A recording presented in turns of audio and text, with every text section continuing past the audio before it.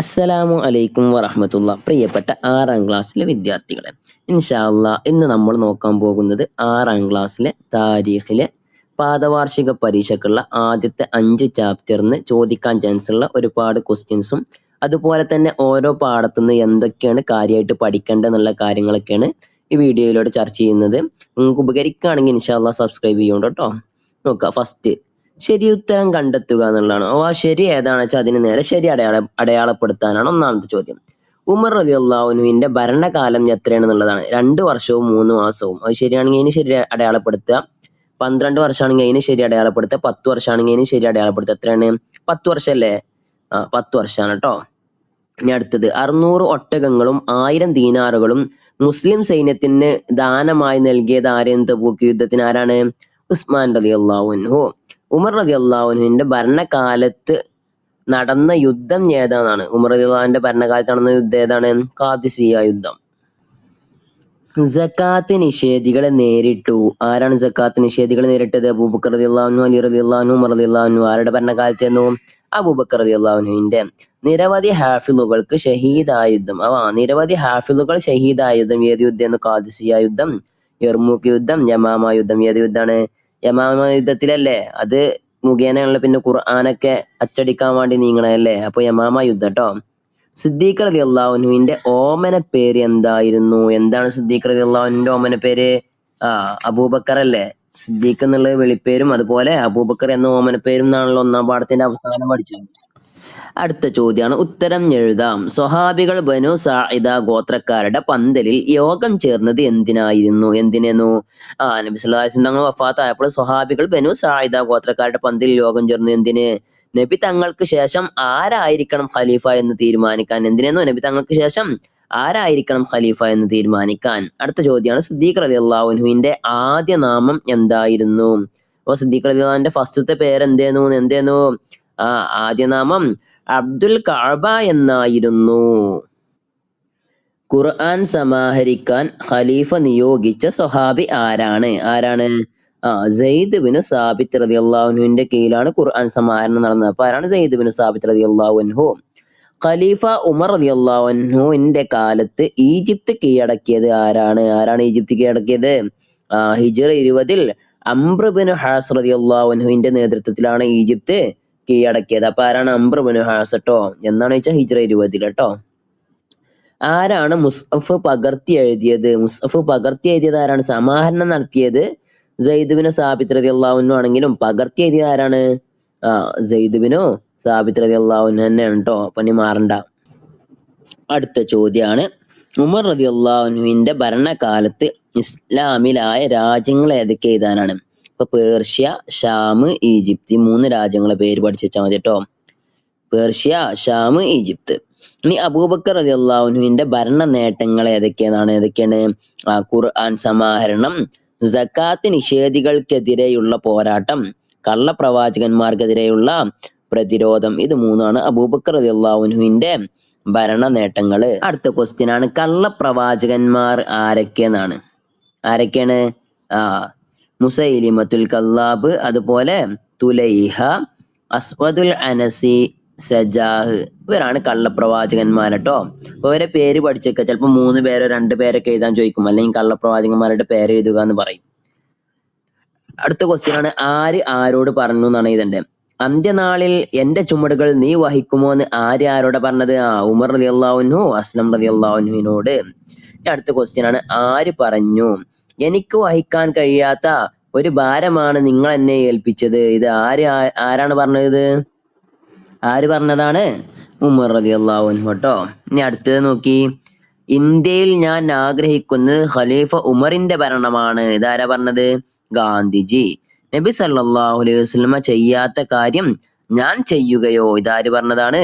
അബൂബക്കർ റളിയല്ലാഹു അൻഹു. അപ്പൊ ഇതൊക്കെ മനസ്സിലാക്കി പഠിച്ചു വെക്കട്ടോ. ആര് പറഞ്ഞു എന്നുള്ള ക്വസ്റ്റ്യൻ വരാൻ ചാൻസ് ഉണ്ട്. അടുത്ത ചോദ്യമാണ്, പൂർത്തിയാക്കാം. അത് പൂർത്തിയാക്കാൻ പഠിക്കുമ്പോ അതിന്റെ അർത്ഥം പഠിക്കട്ടോ. എന്താണ്? നബി സ്വല്ലല്ലാഹു അലൈഹി വസല്ലം ദുആ ചെയ്തില്ലേ ഉസ്മാൻ റളിയല്ലാഹു അൻഹു? 1000 ദീനാറും 600 ഒട്ടകങ്ങളൊക്കെ കൊടുത്തപ്പോ ഉസ്മാന ഫഇന്നി അൻഹു റാദിൻ, അല്ലാഹു എന്തായി നബി സ്വല്ലല്ലാഹു അലൈഹി വസല്ലം തങ്ങൾ ദുആ ചെയ്തു. അതിന്റെ അർത്ഥം എന്താണ്? അള്ളാഹുവേ നീ ഉസ്മാനെ തൃപ്തിപ്പെടണം, അദ്ദേഹത്തെ ഞാൻ തൃപ്തിപ്പെട്ടിട്ടുണ്ട്. അപ്പൊ അത് പഠിക്കുക. അതുപോലെ പൂരിപ്പിക്കാൻ വന്നൊരു ഭാഗമാണ് ഹിജ്റ 13 ഡാഷ് വരെ നീണ്ട 10 വർഷമായിരുന്നു ഭരണകാലന്മാരുടേത്. ഉമർ റളിയല്ലാഹുവിന്റെ അല്ലെ ഹിജ്റ 13 മുതൽ 23 വരെ നീണ്ട 10 വർഷമായിരുന്നു ഉമർ റളിയല്ലാഹുവിന്റെ ഭരണകാലം. അടുത്ത ക്വസ്റ്റ്യൻ ആണ് മുസൈലിമത്തുൽ കല്ലാബിനെതിരെ നടന്ന യുദ്ധത്തിന്റെ നായകൻ ആരായിരുന്നു? അഥവാ മുസൈലിമത്തുൽ കല്ലാബിനെതിരെ യുദ്ധം ചെയ്ത നായകൻ ആരായിരുന്നു? ഖാലിദ് ബിൻ വലീദ് ട്ടോ. ആരാണ്? Khalid bin Waleed. നമ്മളെ പാഠത്ത് പറയുന്നുണ്ട് മുസൈലിമത്തുൽ കല്ലാബിനെതിരെ ഖാലിദ് ബിൻ വലീദിന്റെ നേതൃത്വത്തിൽ യമാമയിൽ വെച്ച് നടന്ന യുദ്ധം ഇതിൽ പ്രസിദ്ധമാണെന്ന് പറയുന്നുണ്ട്. അപ്പൊ ആരാണ്? Khalid bin Waleed. ഈ 2 വീതം എഴുതാനാണ്. ഉമർ റളിയല്ലാഹുവിന്റെ ഭരണ നേട്ടങ്ങളിൽ നിന്ന് 2 എഴുതുക. അപ്പൊ ഉമർ റളിയല്ലാഹുവിന്റെ ഭരണ നേട്ടങ്ങൾ എന്താവുക? പഠിക്കുക അല്ലെ. എന്താണ് കുറെ പറയണ്ടല്ലേ? ഭക്ഷ്യസുരക്ഷ പോലെ യാത്രാ സൗകര്യങ്ങള്, ഹിജ്റ കലണ്ടർ, ഭരണ സംവിധാനങ്ങള്, രാഷ്ട്രവികാസം, സൈനിക നീക്കങ്ങൾ, അങ്ങനെ ഒരുപാടുണ്ട്. അപ്പൊ അതിന് 3 മിനിമം പഠിച്ചു വെക്കട്ടോ. അടുത്ത ക്വസ്റ്റ്യൻ ആണ് യോജിപ്പിക്കാന്. ഖലീഫയെ അംഗീകരിച്ചു കൊണ്ടുള്ള പ്രതിജ്ഞ, അതിന് പറയണ പേരെന്താണ്? എന്തെന്നുള്ളത്? ബൈഅത്ത്. നിരവധി ഹാഫിളുകൾ ഷഹീദായ യുദ്ധം ഏതാണ്? യമാമ യുദ്ധം. ഉമർ റളിയല്ലാഹുവിന്റെ കാലത്ത് നടന്ന യുദ്ധം ഏതാണ്? ഖാദിസിയ്യ യുദ്ധം. മുസ്ലിമായ ശേഷം ഇസ്ലാം ഉപേക്ഷിച്ചവർക്ക് പറയണ പേരാണ് എന്തെന്നുള്ളത്? മുർത്തദ്. കഠിന വരൾച്ചയുണ്ടായ കാലം, കഠിന വരൾച്ചയുടെ കാലം, അതിന് പറയണ പേരാണ് എന്ത്? ആമുർ റമാദ്. അപ്പൊ ഈ പദങ്ങളും അതിനോട് ചോദിച്ചൊക്കെ എന്താവുക? നല്ലോണം പഠിക്കട്ടോ. അപ്പൊ മുർത്തദ് എന്ന് പറഞ്ഞാൽ ഒന്നും കൂടെ പഠിക്കുക. ചിലപ്പോ ക്വസ്റ്റ്യൻ വരും മുർത്തദ് എന്ന് പറഞ്ഞാൽ എന്താന്ന് എഴുതാന്. മുസ്ലിമായ ശേഷം ഇസ്ലാം ഉപേക്ഷിച്ചവർക്ക് പറയണ പേരാണ് എന്തെന്നുള്ളത്? മുർത്തദ് എന്ന് പഠിക്കട്ടോ. അതുപോലെ ആമുർ റമാദ് എന്നുള്ളതിന്റെ അർത്ഥം ചാരവർഷാണെന്ന് പഠിക്കുക. അതുപോലെ കഠിന വരൾച്ചയുടെ കാലത്തിന് പറയുന്ന പേരാണ് ആമുർ റമാദ് എന്ന് മനസ്സിലാക്കിയേക്കുക. ഇനി അടുത്ത ക്വസ്റ്റ്യൻ ആണ് അല്ലാഹുമ്മ റുസ്ഖ്നി ഡാഷ് വജ്അൽ റസൂലക. ഈ 2 ഹദീസ് എന്തായിട്ടുള്ള നമ്മളെ പാഠത്തിൽ വന്നിട്ടുള്ളൂ ട്ടോ. അപ്പൊ രണ്ടും കാണാതെ പഠിക്കുക. പുസ്തകത്തിലുണ്ടല്ലോ, നമുക്ക് നോക്കിയാൽ കാണും. അല്ലാഹുമ്മ റുസ്ഖ്നി ഷഹാദത്തുൻ ഫീ സബീലിക വജ്അൽ മൗതി ഫീ ബലദി റസൂലിക. അല്ലാഹുവേ, അതിന്റെ അർത്ഥം കൂടെ എന്താവുക? പഠിക്കട്ടോ. പിന്നെ ഒന്നാണ് നമ്മളെ പാഠത്തിന്റെ എല്ലാ പാഠത്തിലും അവസാനത്തിൽ ഈ രൂപത്തിൽ വരുന്ന ബോക്സുകൾ പഠിക്കുക. ചേരുംപടി ചേർക്കാൻ ചിലപ്പോൾ അതും അതിന്റെ അർത്ഥങ്ങളും ചോദിക്കട്ടോ. ഇപ്പൊ മുനാഫിഖ് പറഞ്ഞ എന്താണ്? കപട വിശ്വാസി. അതുപോലെ മുസ്ഹഫ് പറഞ്ഞാല് 2 ചട്ടക്കുള്ളിലായി ക്രോഡീകരിക്കപ്പെട്ട ഖുർആനാണ് മുസ്ഹഫ് എന്ന് പറയുന്നത്. ദീനാർ എന്ന് പറഞ്ഞാൽ സ്വർണ്ണ നാണയം, ദിർഹം എന്ന് പറഞ്ഞാല് വെള്ളി നാണയം. അങ്ങനെ ഓരോ പാഠത്തിൽ വരുന്നതും പഠിക്കുക. ഇനി നോക്കിയ ബാക്കി പാഠങ്ങളിൽ ഒന്ന് ബൈത്തുൽ മാൽ എന്ന് പറഞ്ഞാല് പൊതുഖജനാവ്, അഹ്ലുൽ കിതാബ് എന്ന് പറഞ്ഞാല് മുൻവേദക്കാരായ ആളുകൾ, സുൽഹ് എന്ന് പറഞ്ഞാൽ അതിന്റെ അർത്ഥം എന്താണ്? സമാധാന കരാറ്. ഖലീഫ എന്ന് പറഞ്ഞാൽ ഇസ്ലാമിക ഭരണാധികാരി, അതിനാണ് ഖലീഫ എന്ന് പറയട്ടോ. ഖലീഫയെ അംഗീകരിച്ചു കൊണ്ടുള്ള പ്രതിജ്ഞക്കാണ് എന്ത് പറയാ? ബൈഅത്ത്. ആമുർ റമാദ് പറഞ്ഞ പ്രസിദ്ധമായ ക്ഷാമവർഷം. ജിസിയ എന്ന് പറഞ്ഞ ഇസ്ലാമിക നികുതി സമ്പ്രദായം. മുർത്തദ് എന്ന് പറഞ്ഞാല് മുസ്ലിം ആയ ശേഷം ഇസ്ലാം ഉപേക്ഷിച്ചവർക്കാണ് മുർത്തദ് എന്ന് പറയട്ടോ. ഹാഫിദുകൾ എന്ന് പറഞ്ഞാല് വിശുദ്ധ ഖുർആൻ മനഃപ്പാഠമാക്കിയവർ. അപ്പൊ നമ്മുടെ പുസ്തകത്തിലെ എല്ലാ പാഠങ്ങളിലും ഇതുപോലെ അവസാനത്തിലുള്ള എല്ലാ ബോക്സും ഇവിടെ കൊടുത്തിട്ടുണ്ട്. അതൊക്കെ പൂർണ്ണമായിട്ടും മനഃപ്പാഠമാക്കിയിട്ട് തന്നെ പഠിക്കട്ടോ. ഇനി ഓരോ പാഠത്തുനിന്നും പ്രത്യേകം പഠിക്കേണ്ട കുറച്ച് പോയിന്റുകളാട്ടോ. 1-ാം പാഠത്തുനിന്ന് പഠിക്കേണ്ടത്, നബി സല്ലല്ലാഹു അലൈഹി വസല്ലം വഫാത്തായപ്പോൾ ആരുടെ പന്തലിൽ വെച്ചാണ് യോഗം ചേർന്നത്? ആരുടെ പന്തലിലാണ്? ബനു സായിദ ട്ടോ. ബനു സായിദ ഗോത്രക്കാര്. 1-ാം ഖലീഫ ആരാണ് 1-ാമത്തെ ഖലീഫ? അബൂബക്കർ സിദ്ദീഖ് റളിയല്ലാഹു അൻഹു. അബൂബക്കർ സിദ്ദീഖ് റളിയല്ലാഹുവിന്റെ ജനനം എന്നാണ്? ക്രിസ്താബ്ദം 573. അബൂബക്കർ റളിയല്ലാഹു അൻഹുവിനെ ആദ്യം ബൈഅത്ത് ചെയ്തത് ആരാണ്? ഉമർ റളിയല്ലാഹു അൻഹു. ആദ്യ നാമം എന്തായിരുന്നു? അബൂബക്കർ റളിയല്ലാഹുവിന്റെ ആദ്യ നാമം എന്തായിരുന്നു? അബ്ദുൽ കഅബ. അത് മാറ്റി നബി സല്ലല്ലാഹു അലൈഹി വസല്ലം അബൂബക്കർ റളിയല്ലാഹുവിന് നൽകിയ പേരെന്താണ്? അബ്ദുള്ള. അതുപോലെ അബൂബക്കർ റളിയല്ലാഹുവിന്റെ സ്ഥാനപ്പേരെന്താണ്? സിദ്ദീഖ്. അബൂബക്കർ റളിയല്ലാഹുവിന്റെ ഓമന പേരെന്താണ്? അബൂബക്കർ. അതുപോലെ അബൂബക്കർ റളിയല്ലാഹു അൻഹു ഒന്നാമനായ ഒരുപാട് കാര്യങ്ങൾ പറയുന്നുണ്ട് പുസ്തകത്തില്. അതിനൊരു 3-4 പഠിച്ചേക്കുക. എന്തൊക്കെയാണ്? പുരുഷന്മാരിൽ ആദ്യമായി ഇസ്ലാം സ്വീകരിച്ചത് ആരാണ്? അബൂബക്കർ റളിയല്ലാഹു അൻഹു. ഖുർആൻ ഒരു ഗ്രന്ഥമായി ഒരുമിച്ച് കൂട്ടിയത് ആരാണ്? അബൂബക്കർ റളിയല്ലാഹു അൻഹു. ഖുർആനിനെ മുസഫ് എന്ന പേര് നൽകിയത് ആരാണ്? അബൂബക്കർ റളിയല്ലാഹു അൻഹു. ഖലീഫ എന്ന പേരിൽ ആദ്യം അറിയപ്പെട്ടത് ആരാണ്? അബൂബക്കർ റളിയല്ലാഹു അൻഹു. നബിയുടെ ഉമ്മത്തിൽ ആദ്യം സ്വർഗത്തിൽ കടക്കും നബി തങ്ങൾക്ക് ശേഷം മുസ്ലിങ്ങളിൽ ഏറ്റവും ശ്രേഷ്ഠൻ ആരാണ്? സിദ്ദീഖ് റളിയല്ലാഹു അൻഹു ആണ്.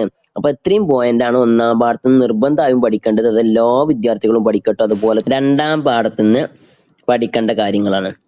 അബൂബക്കർ റളിയല്ലാഹു അൻഹുവിന്റെ ഭരണകാലം എത്രയാന്നുള്ളത്? ഹിജ്റ 11 മുതൽ 13 വരെ അല്ലെ? 2 വർഷം 3 മാസം 8 ദിവസം. അപ്പൊ അത് പഠിക്കുക.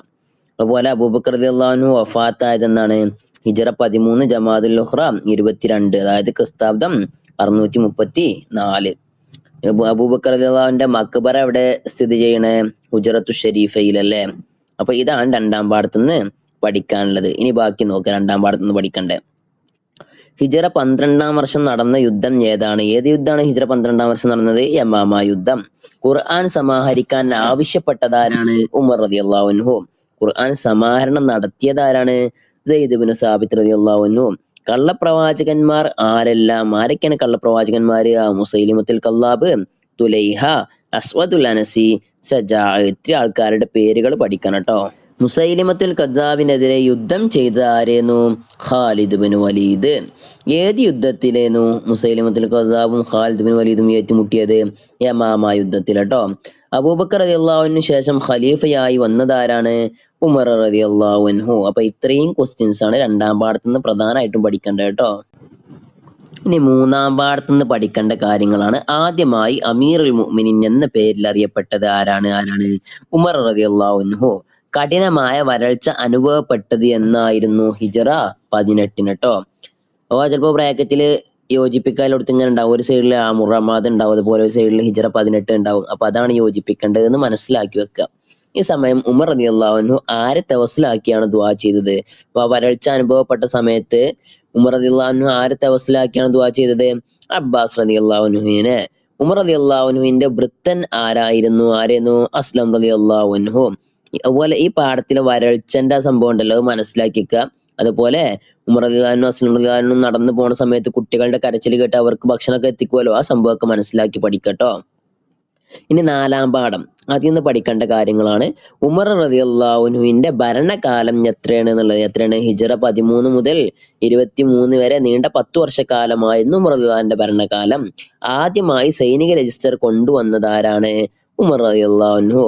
ഉമർ റളിയല്ലാഹുവിന്റെ ഭരണ നേട്ടങ്ങൾ എന്തൊക്കെയാന്നുള്ളത് പഠിക്കാൻ നമ്മൾ മുമ്പ് ക്വസ്റ്റ്യൻ ആൻസർ പറഞ്ഞിട്ടുണ്ട്. അതുകൊണ്ടാണ് ഇവിടെ ആവർത്തിക്കാത്തത് കേട്ടോ. നമ്മൾ പുസ്തകത്തിൽ നോക്കിയിട്ട് അതൊക്കെ പഠിക്കുക. അതുപോലെ തന്നെ ഉമർ റളിയല്ലാഹുവിന്റെ ഭരണകാലത്ത് യുദ്ധത്തിന് അയച്ചിരുന്നത് ആരൊക്കെയാണ് അയച്ചിരുന്നത്? ഖാലിദ് ബിൻ വലീദ്, അതുപോലെ അബൂ ഉബൈദ റളിയല്ലാഹു അൻഹു. ഉമർ റളിയല്ലാഹു അൻഹു കീഴടക്കിയ രാജ്യങ്ങൾ ഏതൊക്കെയാണ്? Persia, Sham, Egypt. അപ്പൊ അതൊക്കെ പഠിക്കണം കേട്ടോ. റോമക്കാരെ പരാജയപ്പെടുത്തിയ യുദ്ധം ഏതാണ്? യർമൂക്ക്. അപ്പൊ നേരെ തിരിച്ചും ചോദ്യം വരും. യർമൂക്ക് യുദ്ധത്തിൽ ആരെയാണ് പരാജയപ്പെടുത്തിയത്? റോമക്കാരെ. ഇറാഖ് ഇസ്ലാമിന്റെ കീഴിൽ കൊണ്ടുവന്നത് ഏത് യുദ്ധത്തിലാണ്? ആരുടെ നേതൃത്വത്തിൽ നടന്ന യുദ്ധത്തിലാണ്? ഖാദിസിയ്യ യുദ്ധത്തിലാണ് ഇറാഖ് കീഴടക്കുന്നത്. ആരുടെ നേതൃത്വത്തിലെ യുദ്ധം? സഅദ് ബിൻ അബീ വഖാസ് റളിയല്ലാഹു അൻഹു. അതുപോലെ ഇത് പഠിക്കുന്ന സമയത്ത് ഇറാഖിന്റെ തലസ്ഥാനത്തിന്റെ പേരും കൂടെ പഠിക്കട്ടോ. ഈ പേർഷ്യൻ തലസ്ഥാനത്തിന്റെ പേര് പഠിക്കുക. പേർഷ്യന്റെ തലസ്ഥാനം ഏതാണ്? മദായിൻ കേട്ടോ. ഏതാണ്? മദായിന്. അതുപോലെ തന്നെ ഈജിപ്ത് കീഴടക്കിയത് ആരെന്നു? അംർ ഇബ്നു ആസ്. അപ്പൊ മറക്കണ്ട, മറ്റൊടുത്ത് ആദ്യം പറഞ്ഞത് ആരെന്നു? സഅദ് ബിൻ അബീ വക്കാസ്. അത് ഏത് കീഴടക്കിയതാണ്? ഇറാഖ്. ഇത് ഈജിപ്ത് കീഴടക്കിയത് ആരാണ്? അംർ ഇബ്നു ആസ്. ഹിജ്റ എത്രാം വർഷമായിരുന്നു ഈജിപ്ത് കീഴടക്കിയത്? ഹിജ്റ 20. ഉമർ റളിയല്ലാഹു അൻഹുവിനെ വെട്ടിയത് ആരാണ്? ഉമർ റളിയല്ലാഹുവിനെ വധിച്ചത് ആരാണ്? അബൂ ലൂലുഅ എന്നുള്ള കാഫിർ അല്ലെ. ഉമർ റളിയല്ലാഹു അൻഹു സുബ്ഹി നിസ്കാര സമയത്ത് ഒക്കെ പറയണ്ടല്ലോ പുസ്തകത്തില്. അപ്പൊ അതൊക്കെ മനസ്സിലാക്കി വെക്കട്ടോ. ഇനി അഞ്ചാമത്തെ പാഠം നോക്കുക. ഇസ്ലാമിക ചരിത്രത്തിലെ നിർണായകമായ യുദ്ധം ഏതാണ്? തബൂക്ക് യുദ്ധം. ഈ സമയം മദീനയിലെ കാലാവസ്ഥ എങ്ങനത്തെയായിരുന്നു? കൊടും വരൾച്ചയുള്ള കാലാവസ്ഥയായിരുന്നില്ലേ. അപ്പൊ അത് മനസ്സിലാക്കട്ടോ. ഉസ്മാൻ റളിയല്ലാഹു അൻഹു മുസ്ലിം സൈന്യത്തിന് നൽകിയത് എന്തായിരുന്നു? അങ്ങനെ തബൂക്ക് യുദ്ധത്തിന് വേണ്ടിയിട്ട് എന്താ കൊടുത്തത്? 600 ഒട്ടകങ്ങളും 1000 ദീനാറും. മൂന്നാം ഖലീഫ ആരാണ്? ഉസ്മാൻ റളിയല്ലാഹു അൻഹു. അപ്പൊ രണ്ടാമത്തെ ഖലീഫ ആരാണ്? ഉമർ റളിയല്ലാഹു അൻഹു. ഒന്നാമത്തെ ഖലീഫ അബൂബക്കർ റളിയല്ലാഹു അൻഹു. ആരുടെ അടുക്കൽ സൂക്ഷിച്ച ഖുർആനാണ് പകർത്തി എഴുതിയത്? ആരുടെ അടുക്കൽ ഉണ്ടായിരുന്ന ഖുർആൻ എന്ന് പകർത്തി എഴുതിയത്? ആരുടെ അടുക്കലെന്നും? ഹഫ്സ ബീവി റളിയല്ലാഹു അൻഹയുടെ. പകർത്തി എഴുതിയത് ആരാണ്? സെയ്ദ് ബിൻ സാബിത്ത് റളിയല്ലാഹു അൻഹു. ഖലീഫക്കെതിരെ കുപ്രചാരണങ്ങൾ നടത്തിയത് ആരെന്നു? ഉമർ റളിയല്ലാഹു അൻഹു ഖലീഫയായപ്പോ ആ ഖലീഫക്കെതിരെ കുപ്രചാരണങ്ങൾ നടത്തിയില്ലേ, അതാരെന്നു? അബ്ദുല്ലാഹ് ഇബ്നു സബഅ അല്ലെ. അദ്ദേഹം നടത്തിയ വ്യാജ പ്രചരണം എന്തായിരുന്നു? ഉമർ റളിയല്ലാഹു ഉസ്മാൻ റളിയല്ലാഹു അൻഹു ഖലീഫ ആവണ്ടീന്ന് ആരെന്നു? അലി റളിയല്ലാഹു അൻഹു ആയിരുന്നു ഖലീഫ ആവണ്ടീന്ന് എന്ന് പറഞ്ഞുകൊണ്ട് അദ്ദേഹം എന്താവുണ്ട്? കുപ്രചാരണങ്ങൾ നടത്തുന്നുണ്ടല്ലോ, വ്യാജ പ്രചരണം. അപ്പൊ അതൊക്കെ മനസ്സിലാക്കി പഠിക്കട്ടോ. ഇനി കൂടുതലൊന്നുമില്ല. ഇൻഷാ അല്ലാഹ് പടച്ച റബ്ബ് നമുക്ക് പരീക്ഷകളൊക്കെ എളുപ്പമാക്കി തരട്ടെ. നല്ലോണം പഠിക്കുക, കൂട്ടുകാരിലേക്കൊക്കെ ഷെയർ ചെയ്യുക. അസ്സലാമു അലൈക്കും.